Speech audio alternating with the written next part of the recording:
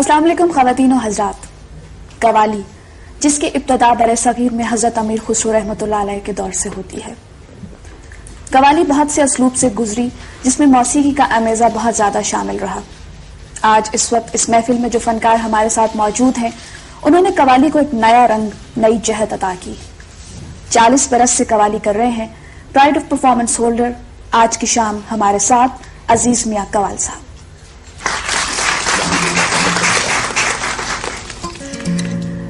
کچھ سوالات پرانے ہوتے ہیں لیکن ان کا نیا پن ہمیشہ برقرار رہتا ہے. درست. کچھ اپنے بارے میں بتائیے کہ آپ کہاں پیدا ہوئے اور قوالی کی ابتدا کب اور کیسے ہوئی؟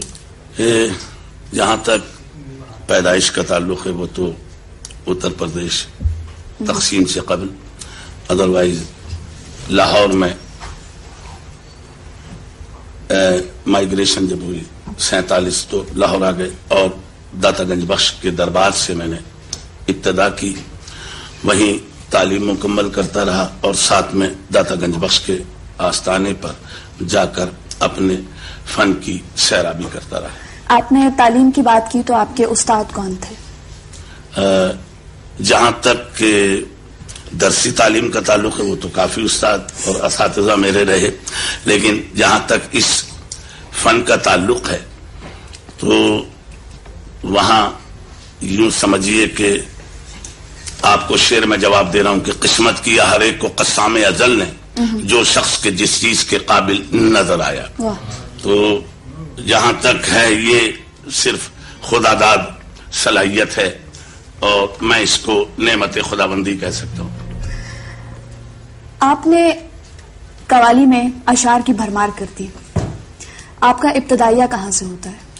اصل بات یہ ہے کہ یہ اللہ کی کرم نوازی کہ میں جب 7ویں جماعت تھا جب سے ہی آمد شعر مجھ پہ ہے اور اشعار اترتے رہے.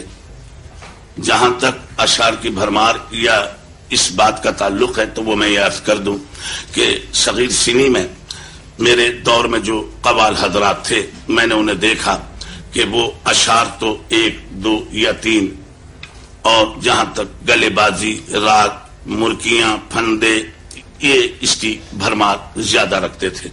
تو عوام جو تھی چونکہ وہ موسیقی ایک بہت ہی ادق سبجیکٹ ہے اور آدمی عوام اس کے متحمل نہیں ہے، بہت کم لوگ آشنا ہیں.